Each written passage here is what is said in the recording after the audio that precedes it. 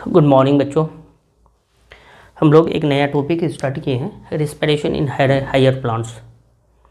Plant physiology में important topic है respiration in higher plants.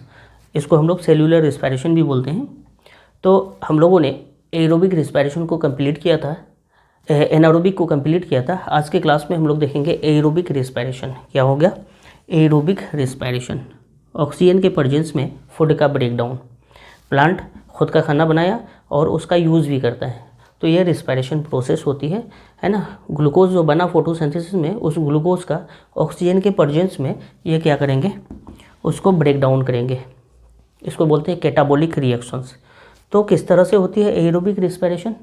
यहाँ पे सिंपल एरोबिक रिस्पिरेशन में क्या होती है, ग्लूकोज का C6H12O6 इस तरह से ऑक्सीजन के प्रेजेंस में ये टूटता है।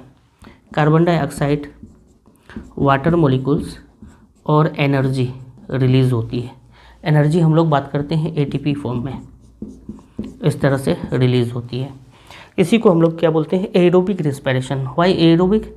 बिकॉज ऑक्सीजन इन्वॉल्व होता है ना, ग्लूकोज को ब्रेक डाउन करने में। या फिर कह सकते हैं फूड का ऑक्सीजन के प्रेजेंस में क्या होती है, इस तरह से ऑक्सीडेशन होता है।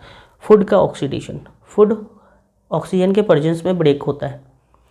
ये कैटाबोलिक रिएक्शन से रिस्पिरेशन क्या है, बड़ा मॉलिक्यूल्स ग्लूकोज ऑक्सीजन के प्रेजेंस में छोटे छोटे मॉलिक्यूल्स में और ATP प्रोड्यूस करता है, ये होती है। इस तरह से प्रोसेस होता है। अब एरोबिक रिस्पिरेशन है, ऑक्सीजन के प्रेजेंस में ये सारी प्रोसेस होती है और ATP फॉर्म होता है ना। तो यहाँ पे कुछ स्टेप्स होंगे। स्टेप्स में हम लोग एरोबिक रिस्पिरेशन में 4 स्टेप्स मेनली देखेंगे। एक तो होगा ग्लाइकोलाइसिस, दूसरा होगा क्रेब्स साइकिल, तीसरा होगा इलेक्ट्रॉन ट्रांसपोर्ट चेन, ETS या फिर ETC बोलते हैं, इलेक्ट्रॉन ट्रांसपोर्ट सिस्टम या फिर इलेक्ट्रॉन ट्रांसपोर्ट चेन तीसरा। और फिर चौथा जो प्रोसेस होता है oxidative phosphorylation, ATP making process, उसको बोलते हैं ऑक्सीडेटिव फॉस्फोराइलेशन। ये प्रोसेस होती है माइटोकॉन्ड्रिया में, इनर मेम्ब्रेन में F0F1 पार्टिकल्स होता है जिसको ऑक्सीजोम बोलते हैं, वहाँ पे ATP का फॉर्मेशन होता है। किस तरह से होता है वो सारा प्रोसेस हम लोग देखेंगे। ये चैप्टर बहुत लेंदी नहीं है, बहुत छोटा है और क्वेश्चंस भी अच्छा खासा रहता है। तो हम लोग यहाँ पे देखेंगे एरोबिक रिस्पिरेशन, ऑक्सीजन के प्रेजेंस में फूड का ब्रेकडाउन। ओके, ये कैटाबोलिक प्रोसेस होती है। मेटाबॉलिज्म में 2 प्रोसेस, फोटोसिंथेसिस जो कि एनाबोलिक प्रोसेस है, कार्बन डाइऑक्साइड वाटर मिलके ग्लूकोज बनाता है। लेकिन रिस्पिरेशन उल्टा हो जाता है, ग्लूकोज ऑक्सीजन के प्रेजेंस में ब्रेक डाउन होता है, कार्बन और वाटर मॉलिक्यूल्स बनाता है। तो यहाँ पे स्टेप्स होंगे एरोबिक रिस्पिरेशन में, स्टेप्स होंगे। उस स्टेप्स को हम लोग देखेंगे।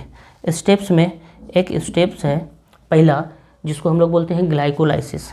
अभी हम लोगों ने देखा भी ग्लाइकोलाइसिस को, एनारोबिक रिस्पिरेशन में ग्लाइकोलाइसिस को देखा है ना। कहाँ पे होती है? साइटोप्लाज्म में होती है। दूसरा जो प्रोसेस होता है, दूसरा स्टेप्स है ग्लाइकोलाइसिस के बाद क्रेब्स साइकिल।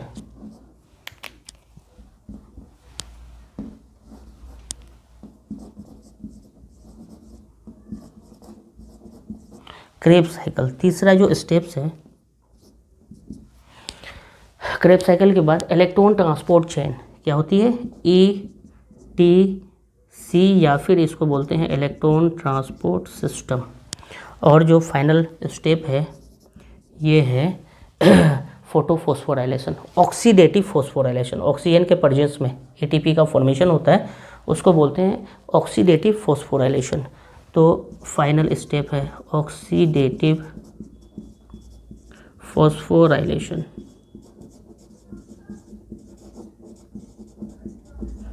ऑक्सीडेटिव फॉस्फोराइलेशन क्या बोलते हैं, ATP मेकिंग प्रोसेस को बोलते हैं। ऑक्सीजन के प्रेजेंस में ATP बनता है, ऑक्सीडेटिव फॉस्फोराइलेशन बोलते हैं। ओके, तो ये जो 4 स्टेप्स है कहाँ कहाँ पे होता है वो बातें हम लोग कर लेते हैं। ये ग्लाइकोलाइसिस एक्चुअली होती है साइटोप्लाज्म में, है ना। कहाँ पे होती है? साइटोप्लाज्म में। दूसरा स्टेप्स है क्रेब्स साइकिल। क्रेब्स साइकिल कोई बता सकते हैं क्रेब्स साइकिल कहाँ पे होती है? ये एक्चुअली माइटोकॉन्ड्रिया में होता है। कहाँ पे? माइटोकॉन्ड्रिया में।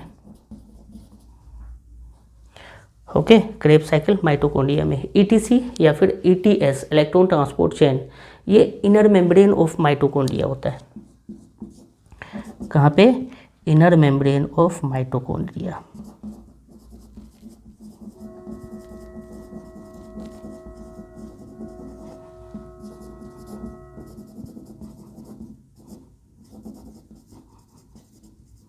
इनर मेम्ब्रेन ऑफ माइटोकॉन्ड्रिया में होती है। और फाइनल प्रोसेस जो होता है ऑक्सीडेटिव फॉस्फोराइलेशन, ये ऑक्सीडेटिव फॉस्फोराइलेशन कहाँ पे होती है? F0 F1 पार्टिकल्स में। F0 F1 पार्टिकल कहाँ पे होती है? F0 F1 पार्टिकल या फिर पार्टिकल्स, बहुत सारे पार्टिकल्स होते हैं। ओके, ये 4 स्टेप्स एरोबिक रिस्पिरेशन में होंगे, है ना। एटीपी का फॉर्मेशन होता है, ग्लूकोज ऑक्सीजन के प्रेजेंस में ब्रेक होता है, एनर्जी रिलीज होती है। ग्लूकोज ब्रेकडाउन सबसे पहले होती है पायरुविक एसिड में, और फिर पायरुविक एसिड में कन्वर्जन प्रोसेस होता है। ग्लूकोज पायरुविक एसिड में कन्वर्ट होता है, प्रोसेस होती है glycolysis, and then Krebs cycle pyruvic acid का क्रेब्स साइकिल में यूज़ होता है ना, एंट्री होती है। डायरेक्ट ग्लूकोज क्रेब्स साइकिल में एंट्री नहीं कर सकता है। पायरुविक एसिड ईटीसी या फिर ईटीएस देखते हैं, electron transport chain, inner membrane of mitochondria, जहाँ पे इंट्रांसिक प्रोटीन होती है, कैरी करता है इलेक्ट्रॉन को।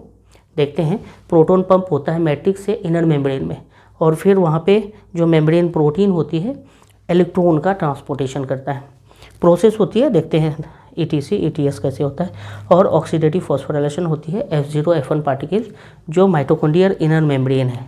ये माइटोकॉन्ड्रिया का आउटर मेम्ब्रेन है, ये माइटोकॉन्ड्रिया का इनर मेम्ब्रेन है ना।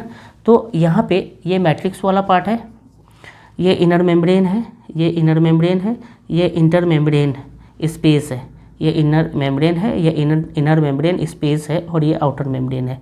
तो यहाँ से यहाँ प्रोटॉन का पंप होता है, इलेक्ट्रॉन जो प्रोटॉन ये NAD प्लस NADH2, ये क्या करता है NADH2, है ना, से H रिलीज होती है और पंप होता है ये इनर मेम्ब्रेन में, इंटर मेम्ब्रेन में, स्पेस में। तो जो इलेक्ट्रॉन रिलीज होती है H प्लस के साथ साथ, तो वो जो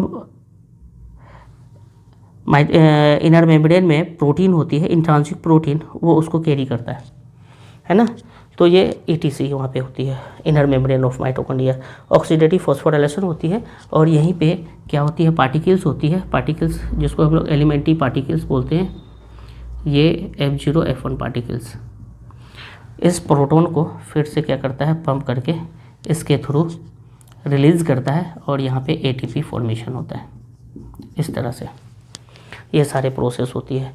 तो स्टेप वाइज हम लोग देखेंगे, glycolysis, Krebs cycle, etc, oxidative phosphorylation, 4 process को हम लोग देखेंगे। फर्स्ट हम लोग ग्लाइकोलाइसिस को देखेंगे, है ना। तो देखते हैं ग्लाइकोलाइसिस में क्या क्या प्रोसेस होती है और किस तरह से ये अलग अलग कंपोनेंट एलिमेंट्स में टूटता है साइटोप्लाज्म में। जैसे कि पहले ग्लूकोज का ग्लाइकोलाइसिस प्रोसेस होगी और पायरुविक एसिड में कन्वर्जन होगा, वो एक्चुअली साइटोप्लाज्म में होती है, और एनारोबिक प्रोसेस होता है, ऑक्सीजन वहाँ पे इन्वॉल्व नहीं होता है। तो ये चारों प्रोसेस को हम लोग नेक्स्ट क्लास में 1 by 1 करेंगे। Okay, thank you.